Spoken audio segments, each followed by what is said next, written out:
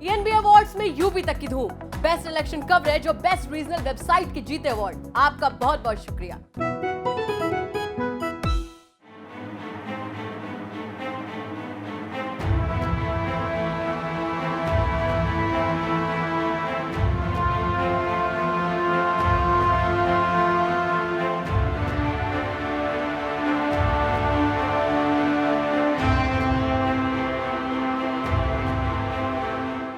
बिहार में नई पार्टियों का भविष्य क्या रहा है, उनका इतिहास क्या रहा है, वो कितनी सफल हुई हैं, इन तमाम विषयों पर हम चर्चा करने के लिए यहां उपस्थित हुए हैं। इसलिए क्योंकि ताजा उदाहरण कहा जा रहा है कि प्रशांत किशोर भी बिहार में अपनी नई पार्टी लॉन्च करने वाले हैं। हमारे साथ प्रोफेसर सूजमणि सिंह हैं, जो कि राजनीतिक शास्त्र के ही प्रोफेसर हैं, राजनीतिक विश्लेषक भी हैं और बिहार की राजनीति को काफी करीब से इन्होंने देखा है। हम पहला यही जानना चाहेंगे आपसे कि सूजमणि जी, कि बिहार में जो लोग भी पार्टी लॉन्च किए हैं पहले, वो कितने सफल रहे हैं? लगभग शून्य रहा है मामला यह। जैसे हम आपको बता देते हैं, इनके पूर्व अभी जो है, जैसे बिहार में भी कितनी राजनीतिक पार्टियां कार्यरत हैं, लेकिन शून्य कैसे कह रहे हैं हम? जैसे कि हम देखिए, लोक जनशक्ति पार्टी रामविलास पासवान ने बनाई, लालू प्रसाद ने आरजेडी बनाई। ये पहले से जुड़े हुए थे, जनता पार्टी से चुनाव लड़े थे रामविलास जी। जनता पार्टी कांग्रेस के खिलाफ खड़ी हुई थी, उसमें हिंदुस्तान की सभी छोटी बड़ी पार्टियां शामिल थीं। उस पार्टी से अलग हुए थे, मैंने वो अलग हुए थे, उसमें वो शीशे, चाहे वो रामविलास पासवान हो, चाहे वो लालू यादव, चाहे नीतीश कुमार हो, जो भी हो। तो वो एक अलग धड़ा है, उसकी एक अलग कहानी है, उस पर हम लोग अलग से बात करेंगे। आप देखिए, कांग्रेस पार्टी से डॉक्टर जगन्नाथ मिश्रा जी अलग हुए, उन्होंने जन विकास मंच बनाया, परिणाम शून्य। फिर वो लोजपा में भी गए, मुलायम के साथ भी गए, बहुत सारे पार्टियों में घूमे और आखिरकार शून्य ही उनका परिणाम रहा। वो स्वयं को स्थापित नहीं कर पाए, जबकि बिहार में कांग्रेस के सबसे मूर्धन्य नेता थे, सबसे मजबूत नेता थे, कद्दावर नेता थे और उनके साथ वोट था, लेकिन वो भी एक पार्टी नहीं खड़ी कर पाए। जबकि थोड़ा रोकूंगा मैं, जबकि वो पार्टी से ही अलग हुए थे। वो तो पहले से राजनीति कर रहे हैं। प्रशांत किशोर का मामला तो एक बिल्कुल नए आदमी का है, क्योंकि वो पहले से रणनीतिकार रहे हैं, राजनीतिक। अब राजनीति करेंगे तो दोनों में कितना अंतर है? तो देखा जाए, उनको ऐसा लगता होगा ना कि जिस तरह से अरविंद केजरीवाल दिल्ली में चुनाव जीत गए, सक्सेस कर गए, वो उनको प्रेरित कर रहा है कि हम भी नई पार्टी अपने राज्य में बना सकते हैं और हम भी एक राजनीतिक पार्टी के अध्यक्ष हो सकते हैं और हमारी भी यात्रा सफलतम हो सकती है। ये उनके मन में है और अभी कांग्रेस के द्वारा वो लगातार ठुकराए गए हैं। कांग्रेस ने उनके प्रस्ताव को नकार दिया, तो इसकी चोट भी उनके दिल में होगी। प्रस्ताव तो दिया था शामिल होने का, मतलब वो नहीं हुआ। ठीक है, लेकिन वो बात बन नहीं पाई, शर्तों पर कांग्रेस तैयार नहीं हुई, क्योंकि ये उसका जो नकारात्मक पक्ष है उसका ये मूल्य नहीं चुकाना चाहते थे। ये सिर्फ सकारात्मक उसका माने जो भाव है कांग्रेस का, जो लाभ है, वो प्राप्त करना चाहते थे। ठीक है, आपको हार और जीत दोनों की जिम्मेदारी लेनी पड़ेगी। आप जो इन्वेस्ट कराएंगे उसकी भी जिम्मेदारी लेनी पड़ेगी। ठीक है, लेकिन हम लोग बात कर रहे हैं बिहार में नई राजनीतिक दल का, जो उनका प्रशांत जी का जो ये है कि वो ऐलान करने वाले हैं एक दो दिनों में, क्या भविष्य रहेगा? क्योंकि प्रशांत किशोर भले ही किसी राजनीतिक दल से नहीं आए हैं और लेकिन कई राजनीतिक दलों को उन्होंने चलाया है, उनको ज्ञान दिया है, उनको मुकाम तक पहुंचाया, ये तो मानते हैं ना? तो फिर वो अपने लिए तो कुछ ना कुछ सोचे होंगे, तभी तो लॉन्च कर रहे हैं पार्टी। पर मुझे फलहारे वो कहावत है बिहार में। अभी तक उन्होंने जो भी काम किया है, दूसरे का तन मन धन सब लगा रहा। इन्होंने अपनी सिर्फ उसमें नीतियां डाल दी, इन्होंने अपना सुझाव डाल दिया, हम में कुछ कमियां हैं उसको खोज के निकाला और ठीक है, जिसका श्रेय उनको संजोगवश भाग्यवश मिलता गया। लेकिन ऐसा नहीं है कि अभी तृणमूल जो है जीत गई है वहां बंगाल में, तो प्रशांत किशोर उसको स्थापित किए थे। वह तो कांग्रेस से निकल के लड़ करके माकपा को खत्म करके स्वयं स्थापित हुई थी। लेकिन जब प्रशांत किशोर नहीं गए थे ना, तो ममता बनर्जी की स्थिति वैसी नहीं थी। बाद में वह ऐसा है ना कि जैसे जो स्थापित लोग होते हैं उन्हें अपने कुर्सी जाने का ज्यादा भय होता है, तो वो एक भी अवसर चूकना नहीं चाहते हैं।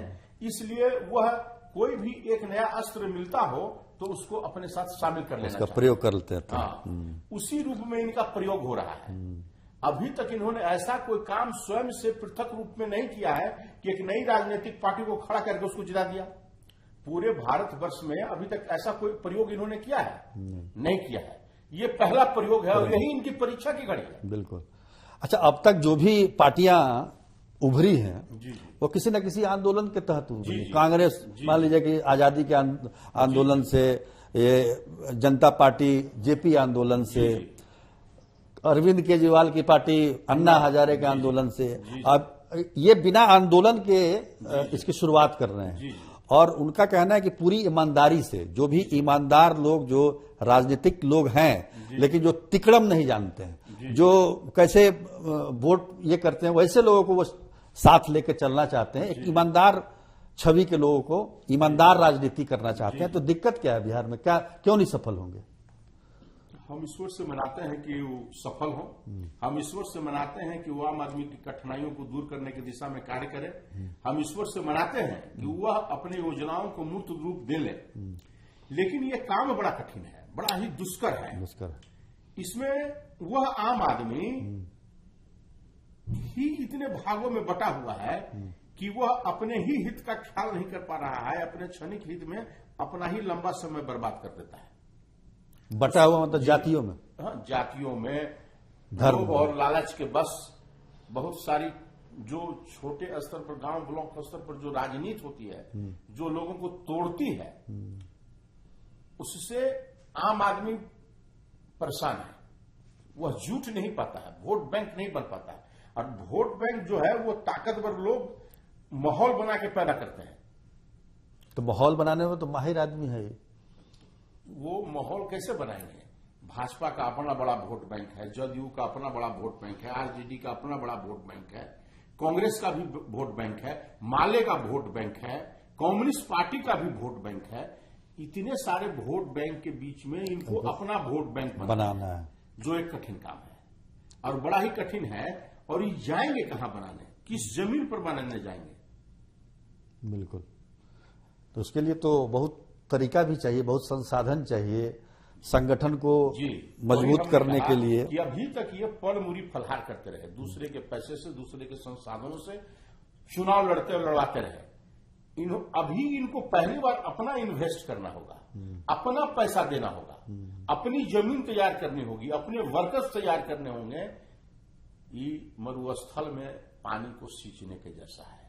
अगर वो साहस ये रखते हैं तब तो जीवन में कुछ कदम ये। हालांकि प्रशांत किशोर का जो मतलब उनका सोच है इस चुनाव को लेकर कि तुरंत ही सत्ता परिवर्तन, ऐसा नहीं है। व्यवस्था परिवर्तन पहले करना चाहते हैं। और जिस तरीके का माहौल बिहार में आपको पता ही है, भ्रष्टाचार चरम पे है, तो और बहुत सारी गड़बड़ियां हैं। तो उस चीजों को देखते हुए प्रशांत किशोर ने एक शुरुआत की है। तो रास्ता वाकई कठिन है। और बिहार जैसे प्रदेश में जहां जातियों में पूरी तरह से जकड़ी हुई राजनीति है, उसमें जगह बनाना वाकई मुश्किल का काम है। अब प्रशांत किशोर रणनीतिकार रहे हैं, दूसरे राजनीतिक दलों को वो देते रहे हैं, अपना ज्ञान देते रहे हैं। लेकिन अपने बारे में, अपनी पार्टी के बारे में क्या उन्होंने सोच के रखा है, अभी तक उसका खुलासा किया नहीं है। अब जल्द ही खुलासा करेंगे। और मुझे लगता है कि काफी लंबा समय सोच के वो एक प्लानिंग के तहत, योजना के तहत अपने पार्टी को, ये नहीं है कि पार्टी लॉन्च किया और चुनाव में उतर गए। इस तरीके का रणनीति कतई प्रशांत किशोर का नहीं होगा मेरे ख्याल में। नहीं, उनका एक साहसिक कदम है और विचारशील कदम है। हम उनके इस कदम का स्वागत करते हैं। अगर सफल हो जाए तो बिहार के हित में ही है। कोई भी लड़ाई तो बिहार के हित में ही है। बिल्कुल। अगर वह बिहार की समस्याओं को उठा रहा है, इस अपराधग्रस्त राज्य को अपराध से मुक्त करने की बात कर रहा है, इस भ्रष्टाचार में डूबे हुए राज्य को भ्रष्टाचार से मुक्त करने की बात कर रहा है, तो निश्चित तौर पर वह सराहनीय है और स्वागत योग्य है। अब और सबसे बड़ा मुद्दा है रोजगार का।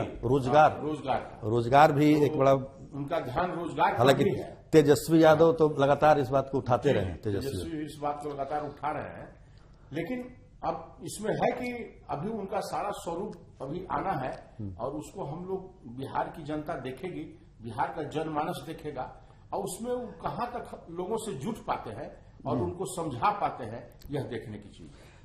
चलिए सूरजमणि जी, आप हमारे साथ जुड़े, आपने बहुत सारी बातें बताई। प्रशांत किशोर पार्टी लॉन्च कर रहे हैं, रास्ता कठिन है, नामुमकिन नहीं ना है कि है? जीवन में नामुमकिन तो कुछ है नहीं, तो व्यक्ति के शपथ पर है, वह कैसा आचरण करता है। हाँ, कैसा अपने को कैसा बनाता है, उसके अपने लौह विचारों पर सब केंद्रित है। चलिए, तो आज के लिए बस इतना ही। तब तक के लिए नमस्कार।